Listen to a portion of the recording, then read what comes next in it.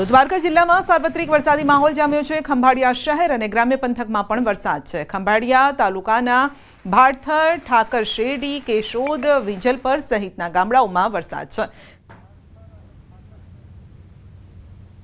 તો ખંભાળિયા શહેરમાં પણ ધીમી ધારે વરસાદ શરૂ થયો છે। ગ્રામ્ય વિસ્તારમાં વરસાદ થતા ખેડૂતોમાં ખુશીનો માહોલ છે।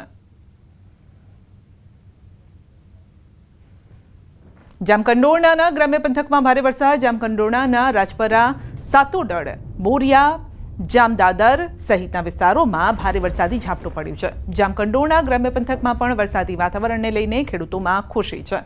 સવારથી જ જામકંડોરણા પંથકમાં વરસાદી ઝાપટા પડી રહ્યા છે।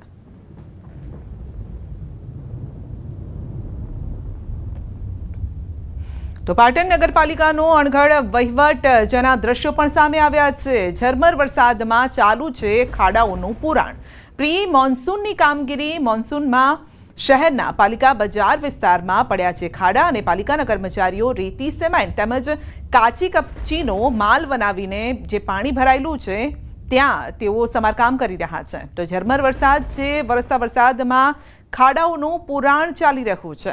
હવે આવામાં ખાડાઓનું પુરાણ કેવી રીતે થશે? કારણ કે ઓલરેડી ત્યાં પાણી છે અને પાણીની વચ્ચે જ તેઓ પુરાણ કરી રહ્યા છે। તો પાલિકાના સત્તાધીશોએ પોતાની બુદ્ધિનું પ્રદર્શન કર્યું છે।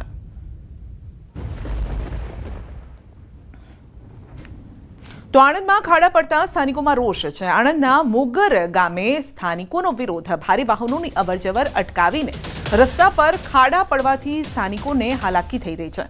સરપંચ, પંચાયત સભ્યો ગ્રામજનોને મનાવવા માટે તેઓ પહોંચ્યા હતા।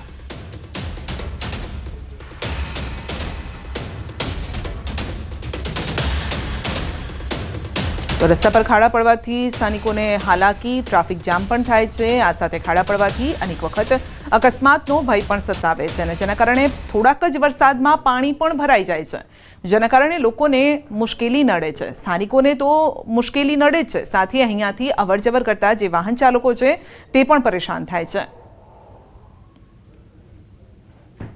ચોમાસામાં નર્મદા જિલ્લો પ્રાકૃતિક સૌંદર્યથી ખીલી ઉઠે છે અને ત્યારે કરજણ ડેમમાં પાણીની આવક થતાં તેના બેકવોટરથી માંડણ ગામે સુંદર ઝીલનું निर्माण થાય છે। ગામમાં પ્રકૃતિ સોળે કળાએ ખીલી ઉઠે છે। ડુંગરો લીલાછમ ચાદર ઓઢી લે છે। તો અદ્ભુત આ દ્રશ્યો સર્જાયા છે ને આ વર્ષે પણ અહીં પ્રકૃતિ લોકોના આકર્ષણનું કેન્દ્ર બની છે। મોટી સંખ્યામાં પ્રવાસીઓ અહીં પહોંચી રહ્યા છે ને આ જગ્યા વધુ ડેવલપ કરવામાં આવે તો પ્રવાસન સ્થળ પણ બની શકે છે। દર વર્ષે અમે આવીએ જ છે। હજુ વધારે ડેવલપમેન્ટ થાય સરકાર દ્વારા એ અમને આશા છે કે થોડી વધારે ડેવલપમેન્ટ થાય તો વધારે પબ્લિક અહીંયા જોવા મળે અને કશ્મીર તરીકે બી ઓળખાય છે અને અહીંયા મજા આવે છે બધા। અહીંયા સાપુતારા કે હિલ સ્ટેશન જેવી મજા આવે છે અને મિની કાશ્મીર જેવું પણ અમને ફીલ થાય છે। અહીંયા જ્યાં ચોમાસાની ઋતુમાં એનું વેધર એકદમ ખીલી ઉઠ્યું છે। મારી એવી ઈચ્છા છે કે સરકાર દ્વારા જેમ સ્ટેચ્યુ ઓફ યુનિટીનો વિકાસ થયો છે આજુબાજુના એરિયાનો, તે પ્રમાણે આનો પણ વિકાસ થાય તો એના ગરીબ પરિવારોને રોજી મળી રહે અને એમને બે પૈસા કમાવાની તક મળી રહે। ચોમાસાના વરસાદ પછી આજે નર્મદા નદીનું આ સ્થળ છે એ સોળકળે ખીલી ઉઠ્યું છે। આ સૌંદર્ય ખૂબ સારું છે અને અમને ખૂબ મજા આવી અહીંયા ને કશ્મીર જેવી અમને ફિલિંગ આવી રહી છે। અહીંયા વારંવાર આવવાનું મન પણ થાય એવું છે। અમે દર વર્ષે પરિવાર સાથે આવીએ છીએ। અહીંનું કુદરતી સૌંદર્ય સોળે કળાએ ખીલી ઉઠે છે ચોમાસામાં। સ્ટેચ્યુ ઓફ યુનિટી બન્યા પછી માંડણ ગામ પ્રવાસીઓનું સંખ્યા વધુમાં વધુ આવે છે। અહીંયા થોડું સરકાર દ્વારા થોડું વધારે ડેવલપિંગ થાય તો થોડું વધારે સારું રહે।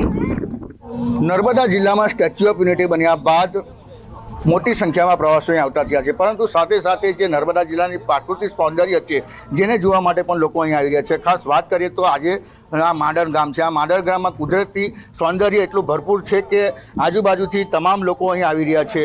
આ ખાસ કહી શકાય કે જે આ માંડણ છે એ કરજણ ડેમ છે જેની પાછલા વિસ્તારમાં છે, એટલે અહીંના જે સ્થાનિકો છે જે મોટી સંખ્યામાં પ્રવાસીઓ આવતા એમને રોજગારી પણ વધી રહી છે।